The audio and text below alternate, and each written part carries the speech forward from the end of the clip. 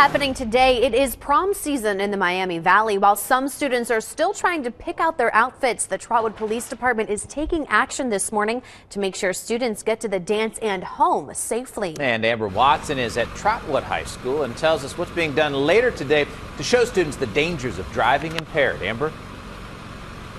Good morning, and the Trotwood Police Department is setting up a mock crash. Right now we're towards the back of the high school, and you can see that they are already set up this morning. And this event starts at 9 o'clock, and the goal is to keep students safe on prom night, and the Trotwood Police Department holds this event every couple of years. Now, this is a look back in 2011 at the event, and just like this year, Trotwood Police and CareFlight set up a scene of a deadly crash. Now, student volunteers also take part. In today's scenario, the student who crashes the car will be arrested for OVI. One student will be cut from the car and taken to the hospital by CareFlight, and another will play a deceased student and will be transported to the funeral home. And Trotwood Police say prom night is a big night for drug and alcohol use, and this is a time when they see more crashes.